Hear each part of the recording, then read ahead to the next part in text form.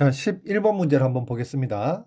11번 문제는, 이거 쌤이 문제를 풀어봤거든. 풀어봤는데, 내가 지금 푼 방법이 세 가지 방법으로 풀어봤어. 그래서 첫 번째 풀어본 방법은 수형도로 풀어봤었어요. 수형도. 그 문제가 조건이 좀 까다로워서 어떻게 곱의 법칙이나 합의 법칙을 쓸 수 없을 때는 수형도를 이용해서 푸는데, 수형도는 직접 일일이 다 쓰는 겁니다. 그래서 수형도는 사실은 좀 권하고 싶지 않은 방법이고, 두 번째 방법과 세 번째 방법은, 자, 곱의 법칙과 합의 법칙을 동시에 이용할 수밖에 없어요.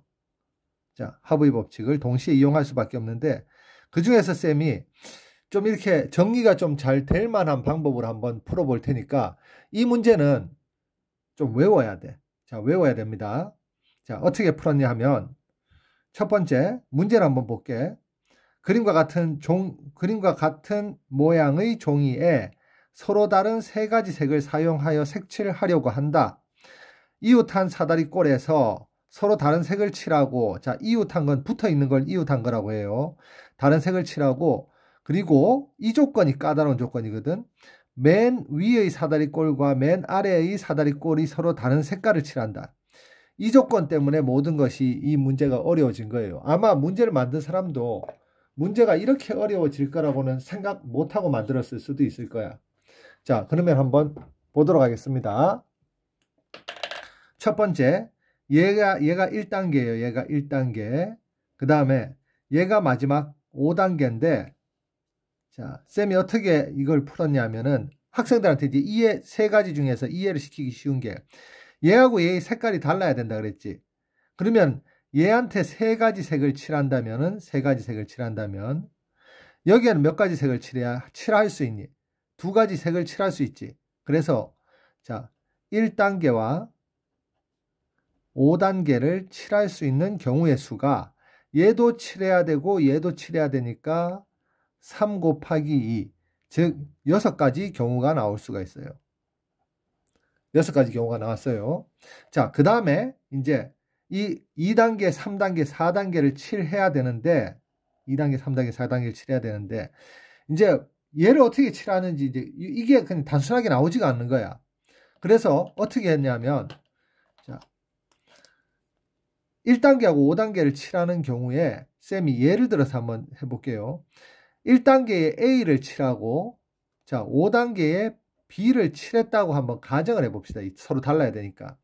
자, 이렇게 됐을 때 지금 A하고 B라는 건 지금 뭐냐면은, 자, 서로 다른 세 가지 색을 A, B, C라고 지금 이야기하고 문제를 풀고 있는 겁니다.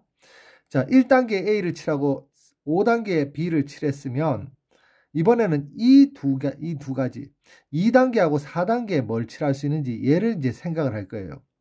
근데 왜 이런 생각을 해요? 라고 한다면, 내가 지금 이 문제 풀기 위해서 온갖 생각을 다 해본 거거든. 그래서 얘는 진짜 쉬운 문제가 아니야. 자, 그러면은 여기에 누굴 칠할 수 있냐면, 같은 색을 칠할 수도 있고, 자, 두 가지 경우를 내가 생각을 했어.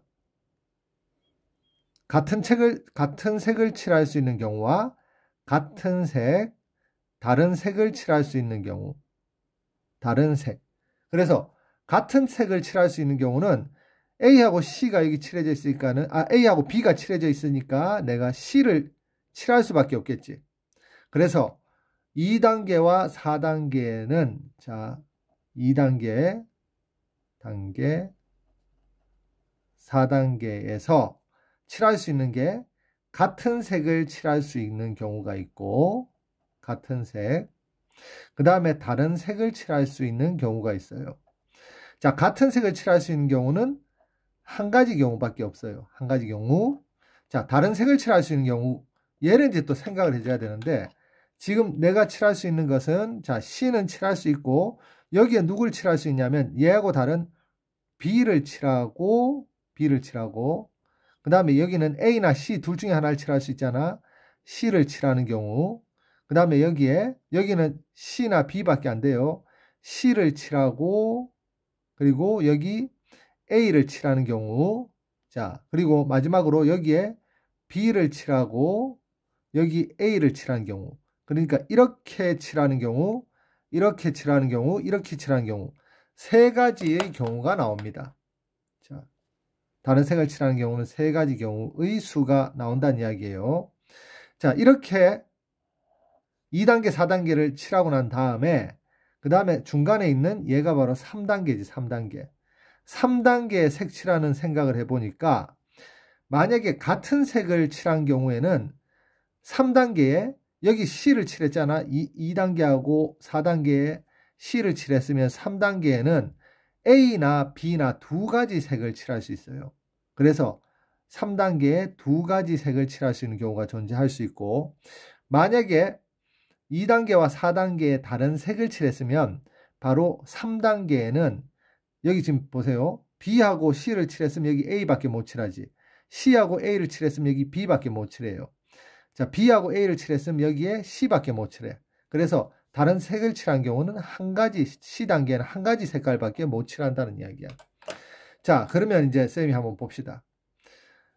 지금 이 경우의 수를 구해야 되는데 사건을 어떤 사건과 어떤 사건으로 나누냐 하면 이 4단계에서 같은 색을 칠하는 경우와 이 4단계에서 자, 이 4단계에서 다른 색을 칠하는 경우, 이렇게 경우를 나눴어요. 그러면은 이 경우와 이 경우는 동시에 일어날 수가 없겠지. 그래서 이 위의 경우의 수와 밑의 경우의 수를 각각 구한 다음에 합의 법칙을 쓰면 됩니다.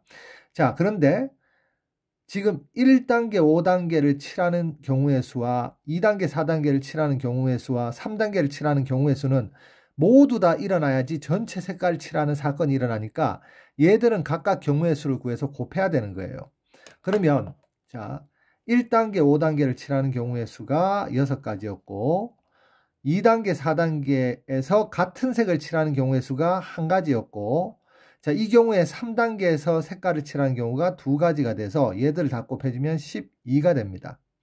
자, 2단계, 4단계 다른 색을 칠하는 경우는 1단계, 5단계에서 색깔을 칠하는 경우는 똑같이 6가지 경우였고 자, 2단계, 4단계에서 다른 색을 칠하는 경우는 바로 3가지 경우였습니다. 그리고 이렇게 다른 색을 칠하는 경우 2단계, 4단계에서 다른 색을 칠하는 경우에 3단계의 색을 칠하는 경우의 수는 1가지밖에 없어서 얘가 18이 돼서 얘하고 얘를 두 개 합의 법칙 더해주니까 바로 30이 나왔습니다.